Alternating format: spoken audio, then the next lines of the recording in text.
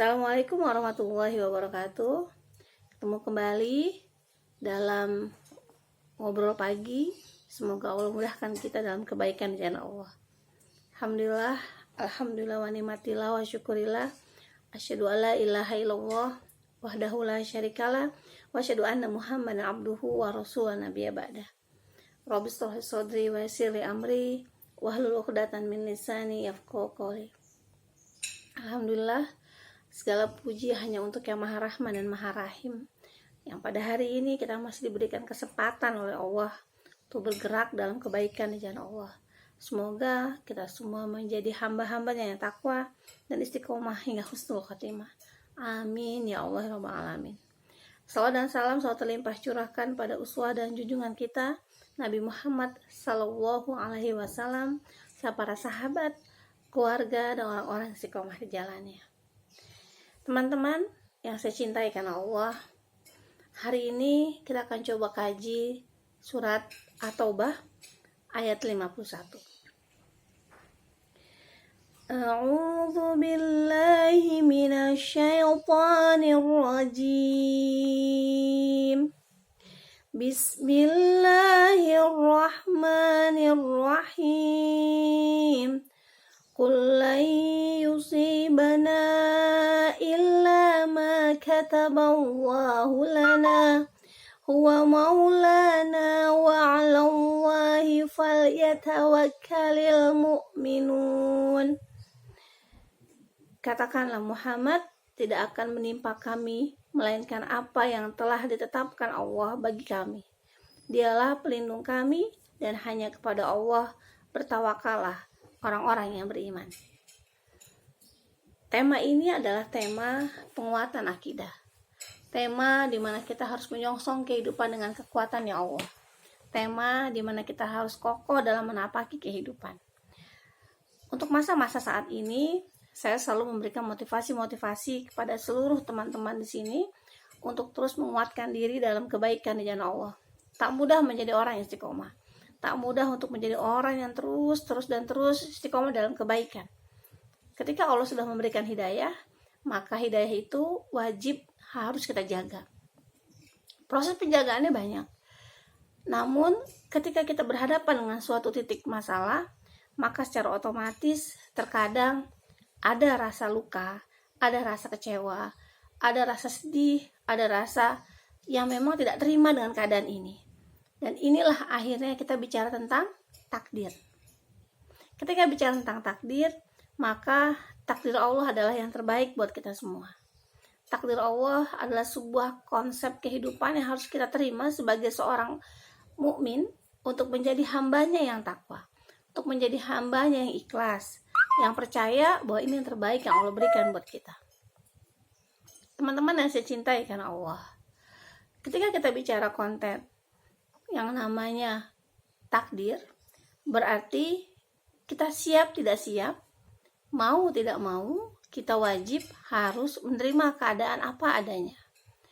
Proses ini adalah proses yang berat buat orang-orang yang tidak kokoh dalam kadar keimanannya. Dia akan menjadi ringan jika hatinya seluas samudra. Maka kunci dasarnya adalah di hati. Tidak mudah menjadi orang yang kokoh dalam kadar keimanan. Tidak mudah orang yang menerima takdir begitu saja, apa adanya, tidak. Karena kehidupan ini terkadang kita punya harapan, kita punya impian, kita punya keinginan. Dan harapan, keinginan, serta impian akan kita wujudkan ketika kita punya planning, punya rencana, punya proses di dalamnya. Proses apa yang kita lakukan adalah sebuah proses di mana kita mencoba untuk menjaga hidayah yang Allah berikan buat kita. Hidayah tidak semua Allah berikan. Hidayah itu hanya diberikan buat orang yang mau mencari, yang mau menikmati kehidupannya, dan hidayah itu akan didapatkan bagi orang yang berjuang dan berusaha di dalamnya. Dan menjaga proses itu banyak sekali. Ibarat pohon dijaga melalui apa? Dipupuk, dikasih pagar, ditanami, disirami. Banyak orang-orang yang soleh, suatu hari dia menjadi futur. Banyak juga orang yang futur, suatu hari dia akan naik. Al-imanu yazid wa yanqus. Iman turun naik. Dan proses inilah yang akhirnya wajib, harus, kudu, fardu, bisa nggak bisa, wajib bisa untuk menjaga kadar iman. Bagaimana ketika kadar iman itu kita harus menjaga dengan kondisi saat ini? Kondisi saat tidak normal dalam kehidupan kita. Kondisi di mana kehidupan ini berubah dengan drastis. Yang biasanya kita mampu beraktivitas secara normal, yang biasanya mungkin mampu bekerja full dari pagi sampai sore, atau yang biasanya mampu berangkat sekolah atau mengajar ke sekolah secara full, tiba-tiba semua harus berubah menjadi sebuah konsep yang harus kita lapang mendapatkan kehidupan ini. Karena kunci kebahagiaan itu adanya di hati. Ketika bicara kunci kebahagiaan di hati, berarti kitalah yang harus memupuk, kita yang harus menjaga. Tidak mungkin orang lain mampu menjaga semua proses kehidupan kita. Yang tahu kadar iman, bagaimana kadar iman kita turun atau naik adalah diri kita. Jika seseorang berada di sebuah lingkungan yang baik, biah yang baik, dia akan selalu baik. Kemungkinan besar turunnya sedikit. Tapi bagaimana ketika seseorang berada di lingkungan-lingkungan yang umum, yang semuanya bervariasi? Nah, disinilah bagaimana kita mampu mewarnai kehidupan kita. Terus ketika Allah sudah menyiapkan takdir buat kita, takdir semuanya insya Allah sebagai umat muslim, dia akan bicara semua takdir yang Allah berikan itu baik. Kenapa? Karena takdir apapun yang Allah berikan buat kita, banyak hikmah di balik ini semua. Banyak cerita. Bisa jadi kita membenci sesuatu, padahal itu yang terbaik yang Allah berikan buat kita. Bisa jadi kita menyenangi sesuatu, tapi dalamnya banyak kemudorotan. Teman-teman yang saya cintai karena Allah dan ibu-ibu yang saya sayangi, bahwa sesungguhnya tidak mudah berperan menjadi seorang hamba yang mukmin saat kondisi saat ini. Saat kondisi di mana semua berubah dari yang biasa menjadi tidak biasa. Dan hari ini yang katanya new normal, kita diwajibkan untuk membuat new life, membuat gaya hidup baru, agar kita kuat dan kokoh. Teman-teman tahu nggak bahwa ketika kita menghadapi new normal, berarti kita berhadapan dengan new life. Bagaimana kita membuat new life so beautiful and colorful? Bagaimana kehidupan baru ini tetap menjadi yang terindah dan penuh warna? Dan ini butuh sikap. Butuh sikap. Tidak hanya sekedar teori, tapi praktek. Yang paling berat adalah praktek. Kita bisa mampu. Allah memberikan semua cerita hidup kita yang baru saat ini, karena sesungguhnya Allah tahu kita bisa. Allah tahu kita semua sanggup menjalankan semua ini. Cuma kan cara berpikir dan cara pandang kita sajalah yang harus kita rubah. Ketika kita berpikir kita nggak mampu, ketika kita berpikir kita nggak bisa, maka secara otomatis kita tak akan mampu. Namun ketika kita bicara saya bisa karena ada Allah, insya Allah akan menguatkan. Kata Allah, aku sesuai prasangka hamba-hambaku. Teman-teman nasi cintai karena Allah dan ibu-ibu yang luar biasa dahsyat, yang hebat, yang menjadi motivasi saya pribadi, kita harus saling menguatkan di dalamnya. Bagaimana cara menyikapi takdir yang Allah berikan buat kita? Ada beberapa trik yang akan saya sampaikan. Takdir atau dalam bahasa Arabnya dikenal sebagai qadar. Qadar itu apa? Ketentuan yang terjadi karena memang makhluk itu sendiri.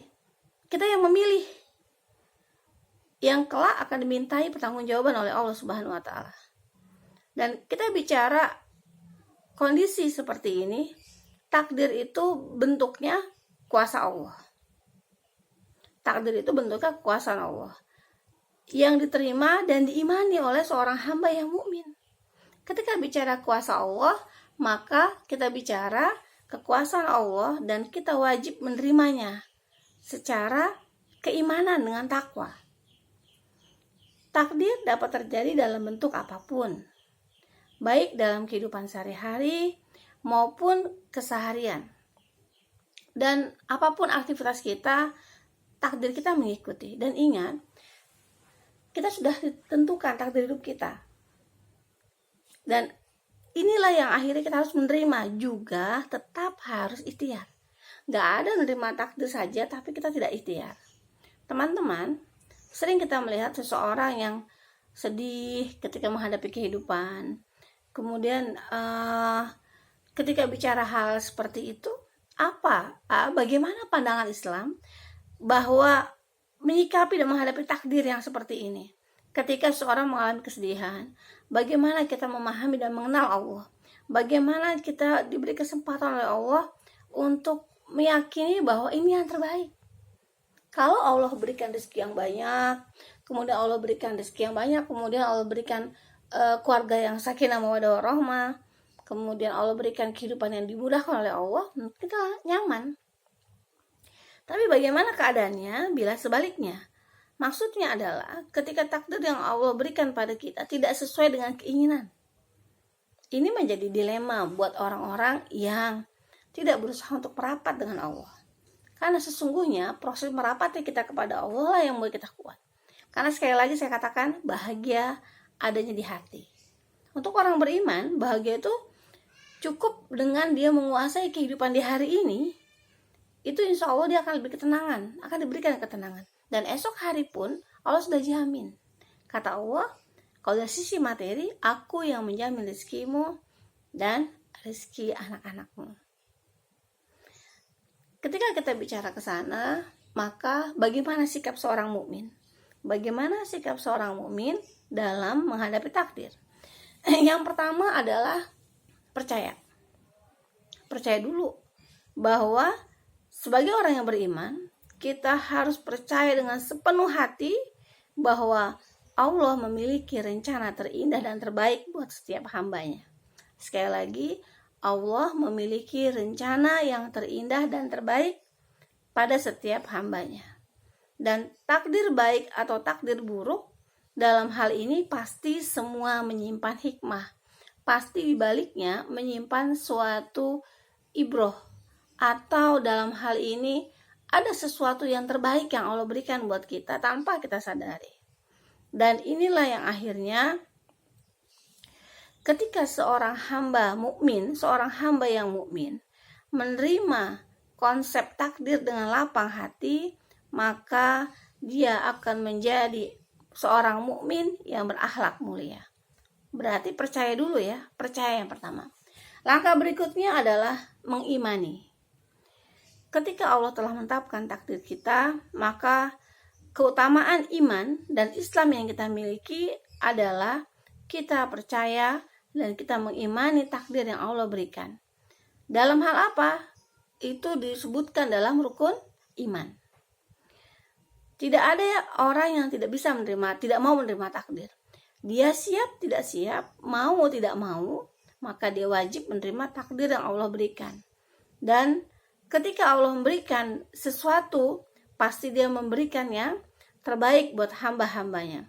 Dalam hadis riwayat Tirmizi, tidaklah seseorang hamba itu beriman kepada takdir yang baik dan buruk dari Allah, hingga ia mengetahui bahwa ada yang menimpanya bukan karena kesalahannya, dan kesalahan itu tidaklah akan menimpanya. Yang ketiga, membenarkan. Konsep membenarkan dalam hal ini adalah manusia tidak boleh ragu terhadap takdir yang Allah berikan kepadanya. Manusia itu wajib membenarkan bahwa Allah tidak pernah merencanakan sesuatu tanpa hikmah.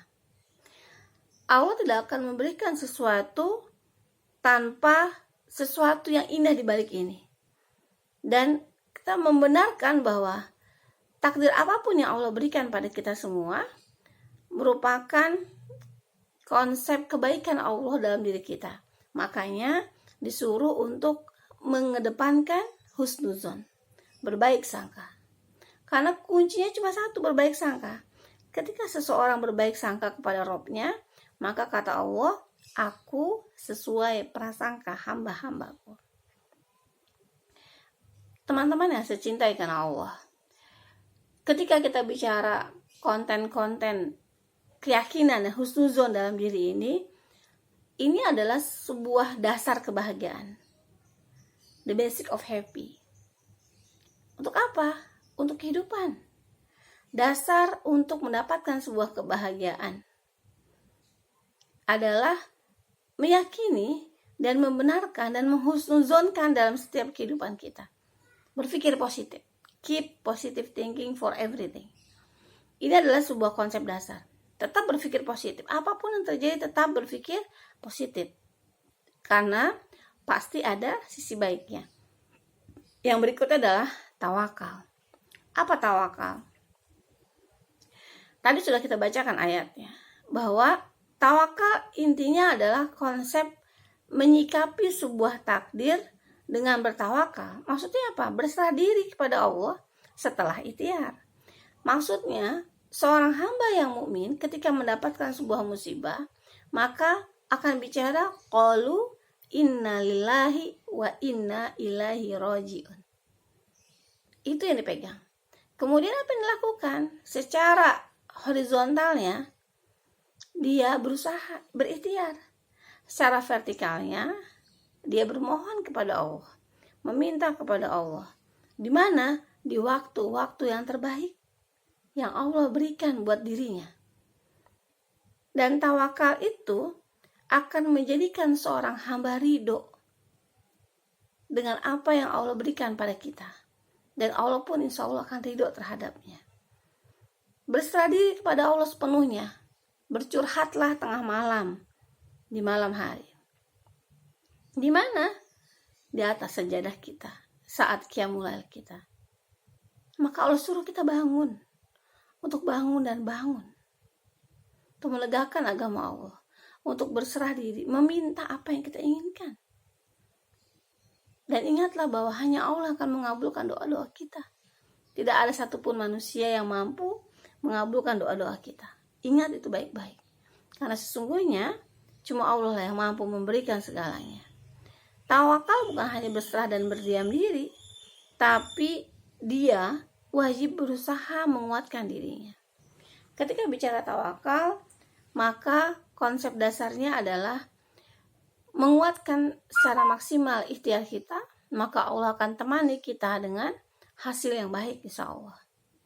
Ketika bicara tawakal, dua-duanya berjalan. Untuk mendapatkan ridho Allah, sujudnya kuatkan. Nanti Allah akan mudahkan segalanya. Sujud apa? Terutama saat di sepertiga terakhir. Gimana caranya? Tahajud atau qiyamul lail. Ini yang perlu dikuatkan. Karena Allah memerintahkan di dalamnya juga, A'udzu billahi minasyaitonir rajim. Bismillahirrahmanirrahim. Ya ayyuhal muzammil. Hai orang-orang muslimut. Qumil laila illa qalila. Bangunlah tengah malam. Sedikit sekali yang bangun. Nisfahu awil qus minhu qalila. Sepertiga, 2/3, bahkan kurang dari itu. Auzid alaihi warattilil qur'ana tartila. Bacalah Al-Quran dengan tartil. Ketika bicara ke sana, maka ketika kita disuruh oleh Allah untuk bangun dan sujud tengah malam, maka kita disuruh untuk meminta dan bermohon kepada Allah agar segala ikhtiar-ikhtiar kita Allah permudah. Intinya sih izin. Apa yang ingin kita lakukan? Izin kepada Allah Subhanahu wa Ta'ala. Yang berikutnya, tidak menyerah. Ketika bicara tidak menyerah, semua kita wajib harus kuat menghadapi kehidupan. Tidak boleh menyerah. Aduh, saya nggak kuat, saya nggak sanggup. Nggak bisa. Kenapa? Rasulullah selalu memerintahkan umatnya untuk berusaha semaksimal mungkin sesuai kemampuannya. Dan cara menyikapi takdir dengan berusaha dan tidak boleh menyerah adalah sebuah proses menghindari putus asa. Ketika seorang asa nggak bisa, maka dia putus asa. Kenapa? Putus asa tempatnya asyaiton. Apalagi saat ini berbarengan dengan yang namanya anak-anak sekolah, berbarengan dengan pandemi, berbarengan lagi dengan Idul Adha. Semua yang akan kita lakukan, yang akan kita kuatkan adalah kita wajib menguatkan materi. Maksudnya apa? Dari sisi harta. Anak-anak harus bayaran sekolah. Kemudian waktu kemarin Lebaran dalam keadaan pandemi. Dan insya Allah Lebaran Idul Adha ini pun masih dalam keadaan yang tidak jauh berbeda dengan pada saat Idul Fitri. Berarti apa harus dikuatkan? Prosesnya adalah jangan sekali-kali tidak merasa berdaya. Karena ketika Allah memberikan sesuatu kepada seorang hamba, maka kita sebenarnya bisa. Kita mampu melaluinya. Kita bisa melaluinya. Cuma hanya saja terkadang kitanya yang kurang sabar. Ini harus dikuatkan. Apalagi? Yang berikutnya, jauhi berandai-andai. Ketika Allah memberikan sesuatu terbaik buat kita, tidak berandai-andai. Maksudnya, tidak boleh diterima dengan penyesalan. Ya coba, kalau begini, saya pasti gak begitu. Boleh tidak? Tidak. Allah memberikan itu yang terbaik dan pas dengan waktu yang ditetapkan olehnya. Kenapa seperti itu? Ketika berandai-andai, tidak akan pernah mengubah takdir yang sudah terjadi. Maka jatuhnya penyesalan. Akhirnya kita menjadi futur. Akhirnya kita menjadi tidak menguatkan diri. Yang diperlukan adalah orang yang hebat, adalah orang yang memang ketika dia mendapatkan apapun, dia akan menjadi kuat menghadapinya. Walaupun prosesnya panjang. Dalam hadis riwayat Muslim dikatakan bahwa janganlah engkau berkata, seandainya aku berbuat begini, tentu begini. Dan begitu pula, ketika begitu tentu akan seperti ini dan seperti itu. Hadis riwayat Muslim. Ibu-ibu yang saya cintai karena Allah dan teman-teman sekalian, kuatkan diri, berandai-andai membuat kita kecewa dan luka. Apalagi, mohon pertolongan pada Allah. Ketika menghadapi dilema-dilema kehidupan, yang harus dilakukan adalah bermohon kepada Allah. Mohon apa? Perlindungan. Takdir Allah adalah kuasa Allah buat hambanya. Dan untuk menghadapinya, cuma satu kunci dalam hal ini. Ikuti petunjuk yang Allah berikan buat kita. Maksudnya apa? Dalam surat Al-Fussilat, dan sekali-kali tidaklah Robmu menganiaya hambanya. Maksudnya apa? Bahwa Allah tidak pernah menganiaya hamba-hambanya. Namun cara berpikir yang harus kita rubah. Kalau kenyataan hidup seperti ini, maka yang harus kita rubah adalah pola berpikir. Cara berpikir kita, cara pandang kita. Lihat dari sisi positifnya, bukan dari sisi negatifnya. Yang berikutnya, introspeksi diri. Ketika bicara ke sana, bahwa bisa jadi kejadian-kejadian yang dialami oleh kita, itu penyebabnya adalah kita sendiri. Dan sebagai manusia, secara sadar atau tidak, kita harus mengakui bahwa kita pernah berbuat kesalahan.